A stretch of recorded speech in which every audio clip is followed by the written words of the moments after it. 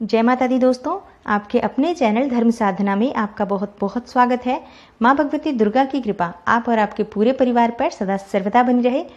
दोस्तों, आज की वीडियो में मैं आपसे बात करने वाली हूँ होलाष्टक के बारे में। होलाष्टक क्या है, इस समय में हमें कौन से कार्य नहीं करने चाहिए और कौन से काम हम कर सकते हैं, कौन से विशेष उपाय हमें करने चाहिए जिससे कि श्री हरि विष्णु की कृपा हमें प्राप्त हो, धन समृद्धि संतान की प्राप्ति हो।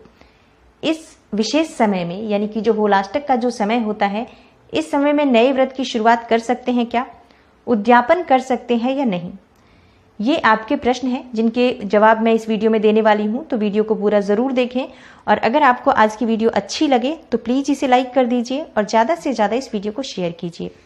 बात करें होलाष्टक की, तो होली से पहले के जो 8 दिन होते हैं ये होलाष्टक कहे जाते हैं। जैसे कि शुक्ल पक्ष की अष्टमी तिथि, फाल्गुन शुक्ल पक्ष की अष्टमी तिथि से होलाष्टक शुरू हो जाता है। तो 21 मार्च से होलाष्टक शुरू हो चुका है, 21 से 28 मार्च तक होलाष्टक रहेगा। और इस समय में हमें कुछ शुभ कार्य नहीं करने चाहिए, कुछ शुभ कार्य वर्जित माने गए हैं। कौन से कार्य नहीं करने चाहिए, तो देखिए, इस समय में शादी विवाह के कार्य नहीं होते हैं। सगाई करवाना चाहते हैं, नहीं करना चाहिए इस समय में। कोई नया वाहन खरीदना चाहते हैं, नहीं करना चाहिए। कोई घर खरीदना चाहते हैं नया, तो नहीं करना चाहिए। अगर आप इस समय में नए मकान का भूमि पूजन करवाना चाहते हैं तो ना करें। नया व्यवसाय नहीं करना चाहिए। इस समय में कोई ऐसा शुभ कार्य नहीं करना चाहिए जिससे कि हमें बहुत दिनों तक लाभ प्राप्त हो। ऐसे कार्यों से को नहीं करना चाहिए क्योंकि इन कार्यों में फिर बाधा आती है। क्योंकि ये जो होलाष्टक का समय होता है, नकारात्मक ऊर्जा का समय होता है। इस समय में नेगेटिव एनर्जी वातावरण में बहुत अधिक होती है, तो जिसकी वजह से जो भी हम कार्य करते हैं उसमें हमें सफलता नहीं मिलती है। कहीं ना कहीं वो कार्य जो है वो बाधित हो जाता है क्योंकि ग्रह बल इस समय में कम होता है।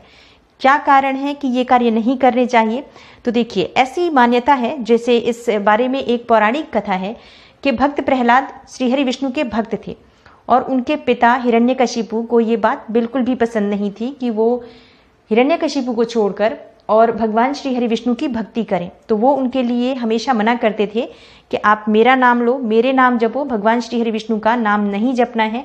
ये बात उन्होंने अपने प्रजा को भी बता रखी थी। आदेश था उनकी प्रजा को भी कि कोई भी उनके सिवा भगवान का नाम नहीं लेगा, वही भगवान है और उन्हीं की पूजा सर्वत्र होगी। तो इसलिए जब भगवान की भक्ति प्रहलाद करते थे तो उनको बुरा लगता था और वो उसके लिए उन्हें डांटते थे। पर क्योंकि भगवान के भक्त थे प्रहलाद, तो वो अपनी भक्ति में ही लीन रहते थे।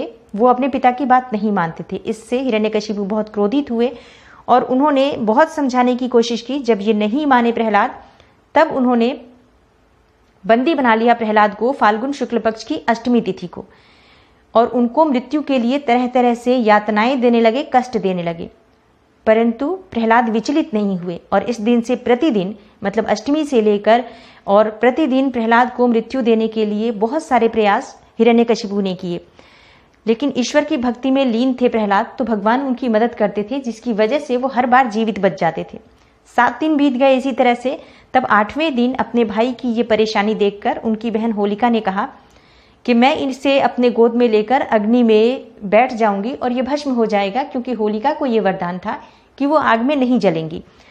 तब ऐसा जब एक होलिका के लिए आग तैयार की गई, जिसमें वो होलिका गोद में लेकर प्रहलाद को बैठी। प्रहलाद एक छोटे बच्चे थे और उनको लेकर वो गोद में बैठी। वो स्वयं जल गई और प्रहलाद जीवित बच गए, क्योंकि अग्निदेव उनके लिए शीतल हो गए। वो भगवान के भक्त हैं और ये जो समय है 8 दिन का होलाष्टक का, ये इस बात को दर्शाता है कि भक्ति की शक्ति है, भक्ति में शक्ति है। अगर आपकी भक्ति पर आपको विश्वास है, आपको अपने इष्ट पर, अपने परमात्मा पर आपको विश्वास है, तो आप कितने भी कष्ट में हो, भगवान आपकी मदद करेंगे। भगवान की भक्ति पर अगर आपको भरोसा है तो भगवान स्वयं भक्त के लिए अवतरित हो जाते हैं। लेकिन प्रहलाद जितना भरोसा होना भी चाहिए, क्यों हम जो पूजा कर रहे हैं, जो हम प्रार्थना कर रहे हैं, जो भी हम पाठ कर रहे हैं, जो भी हम नाम जाप कर रहे हैं, जिस भी इष्ट की हम आराधना करते हैं, उस इष्ट पर हमें विश्वास होना चाहिए, पूर्ण रूप से विश्वास होना चाहिए। तो भक्ति की जो ये 7 तिथियां थी, इन 7 तिथियों पर जो अत्याचार हुए थे प्रहलाद पर, उसकी वजह से उन दिनों के जो ग्रह के स्वामी थे वो नाराज हो गए। जैसे कि अष्टमी को चंद्रमा, नवमी को सूर्य, 10वीं को शनि, एकादशी को शुक्र, द्वादशी को गुरु और त्रयोदशी को बुध। चतुर्दशी को मंगल और पूर्णिमा को राहु उग्र माने जाते हैं। तभी से इन दिनों में ऐसे कोई भी शुभ कार्य नहीं किए जाते हैं, जैसे कि गर्भाधान, विवाह या फिर नामकरण संस्कार, जनेऊ इत्यादि कार्य भी इस समय में नहीं होते हैं। मुंडन करवाना हो तब भी नहीं करवाना चाहिए। अगर नई शिक्षा आप शुरू करना चाहते हैं, किसी बच्चे की शिक्षा को प्रारंभ कराना चाहते हैं, तो इस समय में नहीं करना चाहिए।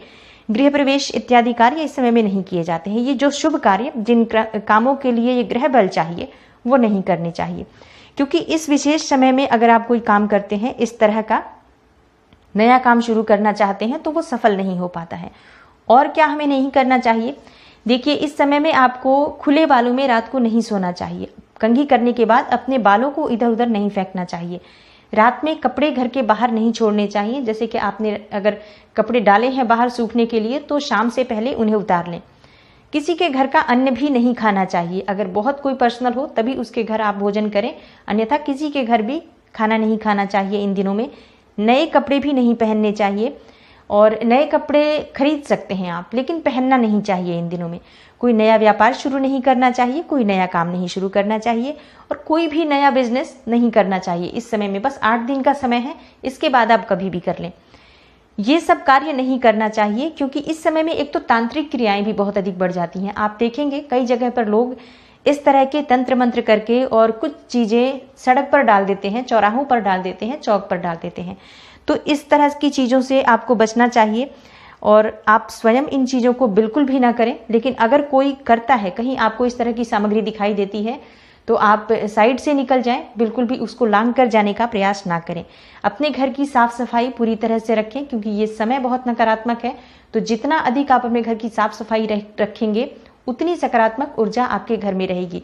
भगवत भक्ति करें आप इस समय में, भगवान की भक्ति करें। अपने घर की, अपने बाहर मेन गेट की सफाई रखें पूरी तरह से। किसी भी तरह से गंदगी अपने घर में इस समय में ना रखें। विचारों में सात्विकता रखें, खान पान और व्यवहार में सात्विकता रखें, जिससे कि किसी तरह की नकारात्मक ऊर्जा का प्रभाव आप पर और आपके काम पर, आपके परिवार पर ना पड़े। बस इस तरह से ध्यान रखना है कि बस आपको अपने व्यवहार में थोड़ी सी बदलाव करना है। जैसे कि कोई भी कार्य जैसे पहले आप छोड़ देते थे, आज आपको नहीं करना है। चीजें बिखरी हुई घर में इधर उधर नहीं होनी चाहिए। चप्पल जूते बाहर बिखरे हुए नहीं होने चाहिए। कपड़े यहाँ वहां बिखेर कर ना रखें। बस साफ सुथरा रखें घर में, अपने मन को भी और विचारों को भी साफ और सात्विक रखें।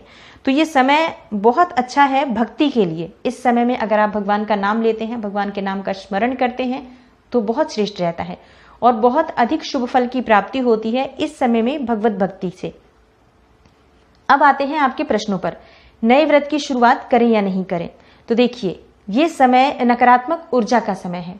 इस समय में नेगेटिव एनर्जी का प्रभाव वातावरण में बहुत अधिक है। तो इस समय में किसी भी नए व्रत की शुरुआत नहीं करनी चाहिए। जो लोग भी एकादशी का या सोमवार, गुरुवार, शुक्रवार का व्रत करना चाहते हैं, प्लीज इस समय में ना करें। इसके बाद आप दोबारा जो अगला महीना आता है होली के बाद, उसमें शुरू कर सकते हैं। अगर आपका व्रत पूरा हो गया है तो क्या आप उद्यापन कर सकते हैं? देखिए, उद्यापन के लिए भी मैं मना करूंगी, क्योंकि ये जो समय है शुभ कार्यों के लिए नहीं है। और उद्यापन एक ऐसी विधि है जब हम पूरा व्रत करने के बाद और उसको कंप्लीट करने के बाद उद्यापन करते हैं। उद्यापन करने से व्रत का संपूर्ण फल प्राप्त होता है। जो हम उद्यापन करते हैं, तो जो भी व्रत के दौरान कोई भूल चूक होती है, वो उद्यापन में हम क्षमा प्रार्थना करते हैं और भगवान की जो भी विधि विधान से पूजा करने के बाद हम उद्यापन करते हैं। तो वो इस समय में ना करें। इसके बाद जो वीरवार या गुरुवार का उद्यापन करना चाहते हैं आप, तो इसके बाद कर लें। हाँ, अगर आपकी संख्या हो गई, जैसे कि आपने 16 गुरुवार किए, इसमें संख्या पूरी हो गई है, तो फिर क्या करें? देखिए, 1-2 व्रत आप अधिक कर लेंगे तो अच्छा ही रहेगा। 1-2 व्रत कम नहीं करना चाहिए। व्रत अधिक हो जाए तो ये बहुत अच्छी बात होती है।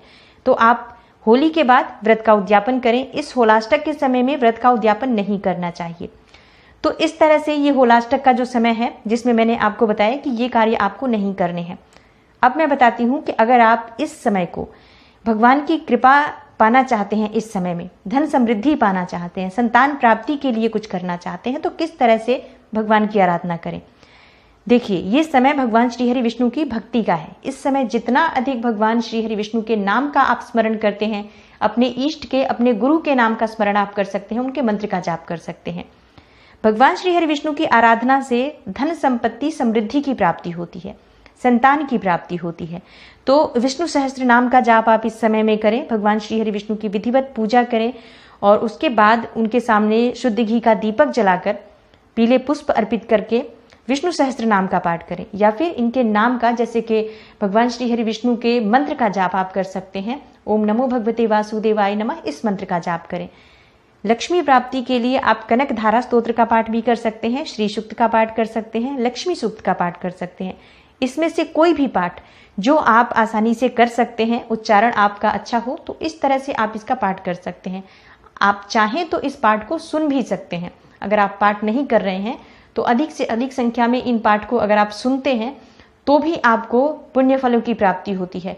माँ लक्ष्मी के मंत्र का, उनके नाम का जाप आप कर सकते हैं धन प्राप्ति के लिए, सुख समृद्धि के लिए, श्री हरि विष्णु की कृपा पाने के लिए आप श्री हरि विष्णु और माँ लक्ष्मी दोनों की संयुक्त पूजा करें और उनके मंत्रों का जाप करें तो धन की प्राप्ति होती है। अगर आप संतान प्राप्ति की कामना रखते हैं तो ये जो 8 दिन का समय है ये बहुत विशेष समय है भक्ति के लिए।